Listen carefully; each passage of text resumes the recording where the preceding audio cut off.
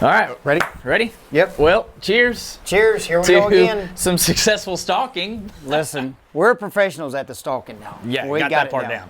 But I can actually say, ever since I've been antelope hunting with a bow, it's probably the hardest thing to do to get within, 50 or 60 yards of them, and that's a normal shot or farther.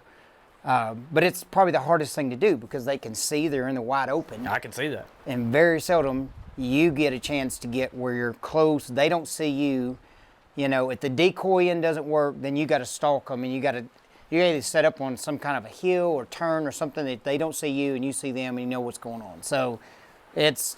Yeah, there's only a couple of ways that you can do this, and that's sitting a blind or around a watering hole or around a food plot.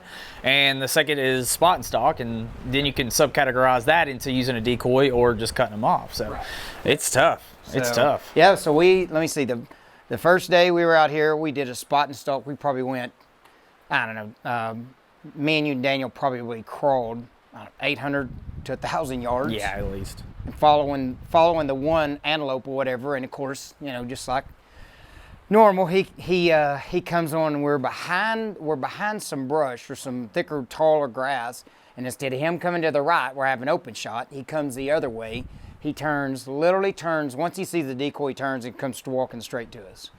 And I mean, it was like on a string, and I'm like, well, he's so, I've got to stand up. So as soon as I stood up, first thing he does is he sees me and he starts trotting, and I take the shot, and of course I miss, which stinks because you go that far, and my job is to shoot and do good, not to miss. So I'm struggling a little on that part. Not the best. But anyway, so we got that one done. Yeah. And then what was the next one we did, Clay? Well, we went into the town where Lisa told us to go, and we got behind some hay bales, and that wasn't very eventful. And then the next morning we went out there and we tried to sit in a little, what would you call that? Little well mound? Yeah, or there was a well out there, and Yeah. it was just a bunch of grown up brush and weeds and So sat there in the morning, hoping something to come in, but then they were just all out, like 500 yards away from us. Nothing ever came in, and Daniel had to leave and get to the airport, so we just trotted on back. And then this was probably the most exciting. This last one. Oh yeah, this sure. last hunt. I mean, I could not have written it down like in a script any better. Yesterday morning, I went out to look and see if I could see some elk here, and by the way, we're on my ranch, the Flying T Ranch. So in Montana. This is in Montana. And it's raining. Right. That never happens Which here. is very rare. But anyway, so we elk hunt out here, and I was going to look for the elk, and I saw these antelope out here, and they were on the other side of the hill, and I was like, what are the chances? I said, we need to be over there in the morning. So I'm just thinking, okay, we'll get up and look. So yesterday afternoon, we see them out there. We're like, oh yeah. First thing I do this morning, I get up, go out there. They're right below where we were thinking they were going to be in the field. They're eating the alfalfa in the field. And so Clay and I get up and we run around to the back side of the ridge. Couldn't have worked out any better. Oh.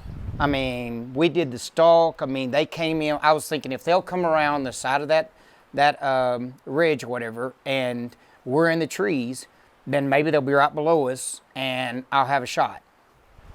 Everything that we thought would happen happened. And it was fantastic. It was the best of all worlds, the most perfect situation, and of course, me being a shooter did not make it happen. It's and that's the one it's called hunting and not killing. I mean, it's the truth. It's so hard to do that. I don't think it was really a lot of your fault. I mean, it was on a pretty steep down. What would you call it? Oh yeah, it was definitely. And I didn't even take that. Everything happened so quick. So the does start coming around the hill, and I think one of them sees me. So I'm laying down, and then they're looking at me. And he's following behind them, so I let him go, and he does this. The does keep on going, and I know he's coming, and I'm waiting, and the next thing I know, he shows up. And, it's just everything happens so fast. If I could have got him to stop for like a couple of seconds, not walking, I could have thought a little bit and said, okay, steady up and shoot. And I was just trying to hurry because I was worried about him getting too far away from me, and I should have just took my time and and tried to do something. But well, granted, I was back from you when we saw him. We hit the ground, and I had the rangefinder that would calculate for that kind of incline. Oh, yeah. So it just It was the best situation. The setup was great. Everything was good. Just the shot. And I think if you would have had the rangefinder, not the binoculars with the rangefinder on, I think it would have been a little bit of a different story. I wouldn't be worried too much. That's the thing when you hunt out here in the open. There's a whole different story of hunting out in the open out here as opposed to hunting in the woods. So out here, you can't. I mean, something that looks 50 yards. If you do it a lot, it will be 80 yards. And so.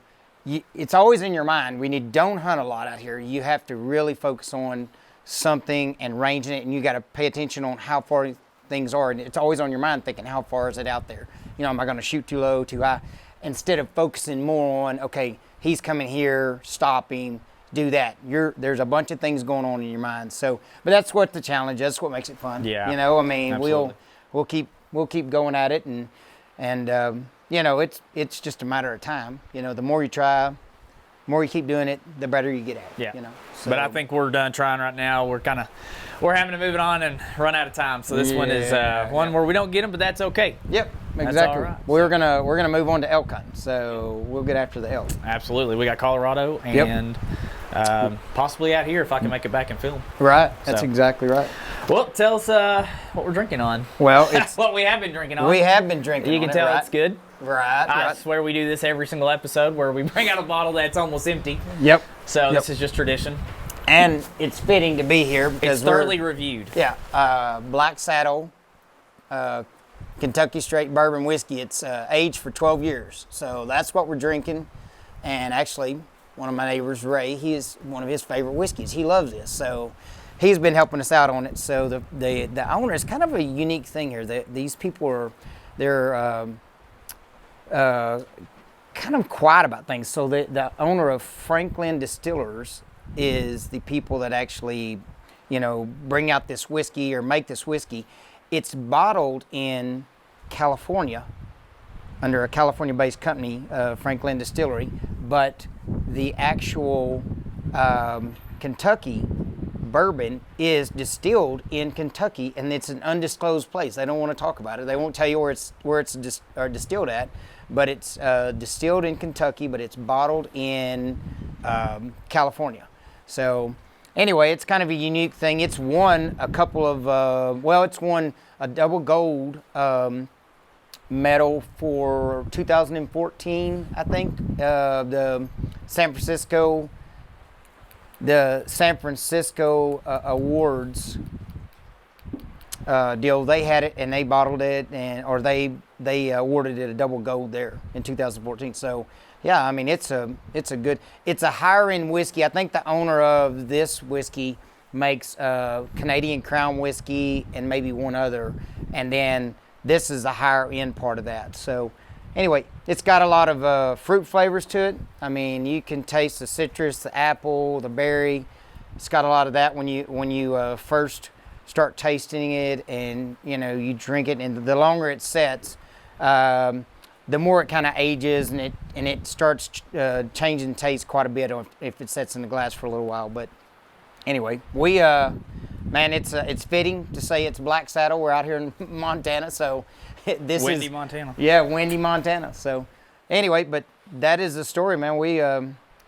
It was a good hunt, and we've had some good times, and we'll try again next year. We're gonna try again next year. That's exactly right. So anyway, cheers. It's all good. Cheers. Yeah.